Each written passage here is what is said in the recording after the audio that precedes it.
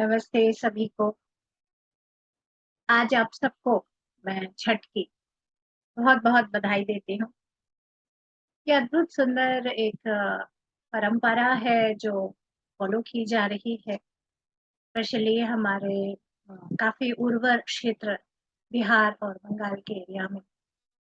जो छठ है जिसे हम छठी माता भी बोलते हैं या बंगला में माँ षष्ठी बोलते हैं, षष्ठी। और इसके साथ जो एसोसिएटेड है वो है सूर्य नारायण। ये जो पर्व है, ये काफ़ी ज़्यादा प्रकृति के साथ बेस्ड और आधारित है। और इसमें जो चीज़ें की जाती हैं, वो जैसे प्रकृति को पूरी तरह से ऑनर करने के लिए ये सारा प्रोसेस रहता है। जो पूरा जो प्रोसेस है, वो आम तौर पर 4 दिन का रहता है। और यानी कि जैसे अभी आज हमारा है 29 अक्टूबर, तो ये शुरू हो चुका है 28 अक्टूबर को, जो पहला दिन होता है नहाई-खाई, यानी पहले से पूरा साफ-सुथरा करके नहाना, खाना सब तैयारी, खाने वगैरह की सब तैयारी बना लेते हैं। क्योंकि ये पूरा प्रोसेस जैसे हम लोग क्या करते हैं दिवाली में कैसे घर सजाते हैं, जनरली हमारे मोस्टली जो त्योहार रहते हैं उनमें हम घर को सजाना, घर को तैयार करना। पर इस छठ के त्योहार में जो सबसे सुंदर बात है, वो है प्रकृति को ऑनर करना। तो उसमें जो मेन है, देखिए, हमारे जीवन के लिए पानी बहुत आवश्यक है। तो क्या करते हैं कि नदियों की थोड़ी सफाई होती है, नहरों की सफाई होती है, क्योंकि ये जो पर्व है, ये पानी में खड़े होके किया जाता है। तो पूरी तरह से पूरे पानी को साफ करना, ये आस-पास उसके मेढ़ को तैयार करना, ये सारा रहता है। और बिल्कुल नया जो प्रसाद अभी बनेगा, उस हिसाब से गन्ने का रस, इन सब की यूज़ होता है। और कोई भी जैसे केमिकल बेस्ड जैसे शक्कर जो हम चीनी बोलते हैं, ये सारा नहीं यूज़ होता। तो ये सारी चीज़ों को लेकर प्रकृति के साथ एकदम पूरा कैसे सूर्य है, जो प्रकृति का मेन हम लोगों के संरक्षक, पोषक ये हैं, इनको ऑनर करना। और षष्ठी जो है वो क्या है, कोई भी चीज़ जैसे षष्ठी माँ जब बोलते हैं, तो इसका मतलब है जो बच्चों के पालन-पोषण, संतति, उनका रख-रखाव, इन सब के बारे में। और सूर्य जो है वो भी पोषण है। तो यहाँ पर सूर्य को माँ के रूप में आप कह सकते हो प्रणाम किया जा रहा है। और उनका एक स्वरूप गायत्री माँ द्वारा जैसा भी है।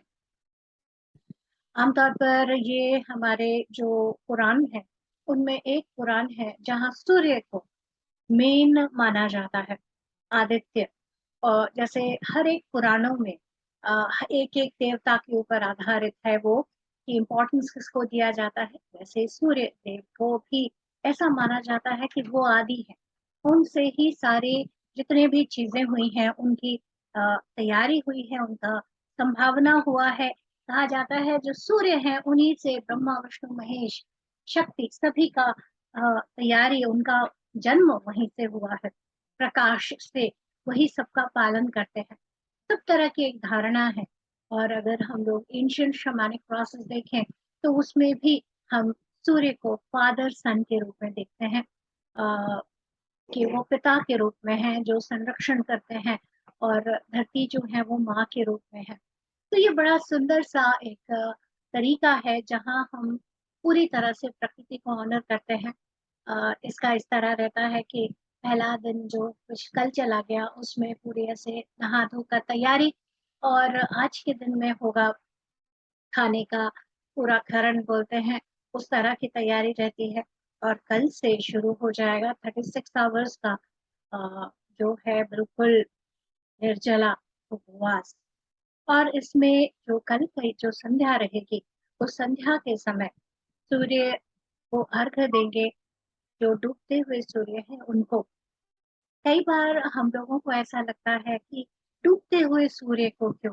क्योंकि हम क्या कहते हैं, जो चढ़ता उसी को हम हमेशा मान लेते हैं। पर देखिए कितनी सुंदरता है इस पूरे प्रोसेस में, कि जो सूर्य जा रहा है, जो अस्त हो रहा है, वो भी जैसे नई सुबह के लिए। तो कैसे करते हैं कि शाम को जब अर्घ्य देते हैं, अर्घ्य देने के बाद जहाँ पर जैसे जो एंशिएंट जैसे गाँव और इन सब एरिया में तो रात भर नदी में ही पानी में खड़े रहते हैं और फिर सुबह उगते हुए सूर्य को अर्घ्य देकर फिर ये व्रत खत्म किया जाता है। काफी कठिन कठिन रहता है, लेकिन अगर हम लोग इसकी अंडरस्टैंडिंग को लें, क्या बताने की कोशिश किया जा रहा है इस व्रत में, तो ये बताने की कोशिश किया जा रहा है कि जो सूर्य की ऊष्मा है, जो एनर्जी है, वो चंद्रमा इस वक्त बड़ी बारीक इस वक्त रहती है, उन दोनों की एनर्जी को और पानी में रहते हुए पानी में कोई भी वाइब्रेशन को एब्जॉर्ब करना सबसे ज्यादा पॉसिबल रहता है।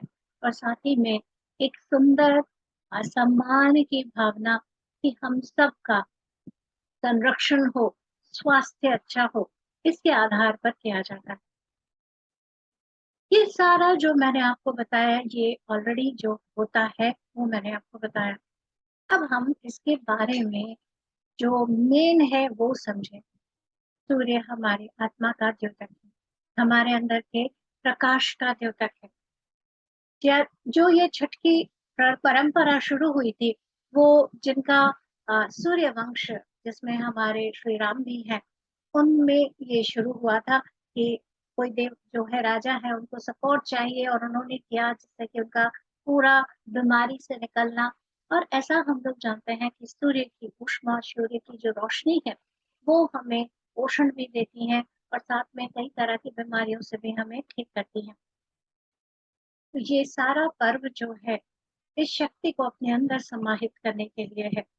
हाँ, इसके साथ कुछ प्रकोक्तियाँ इस तरह बन गई हैं कि बहुत सारे बच्चे हों, संतति हो, पर बेसिकली मतलब यही है कि ऐसी संतति हो जो प्रकृति का सम्मान कर सके, सभी का सम्मान कर सके।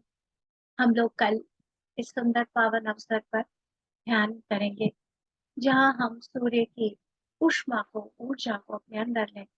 जो आदित्य हृदय स्रोत जो रामायण में भी है, उसमें बड़ा सुंदर ये बताया गया है कि कैसे जब श्री राम थक रहे हैं रावण से युद्ध लड़ते हुए, तब अगस्त्य ऋषि ऋषि आकर उन्हें याद दिलाते हैं, तुम अपने अंदर के जो कुल है, जो सूर्य है, जिस वंश के आप हो, उस शक्ति को अपने हृदय में धारण करो।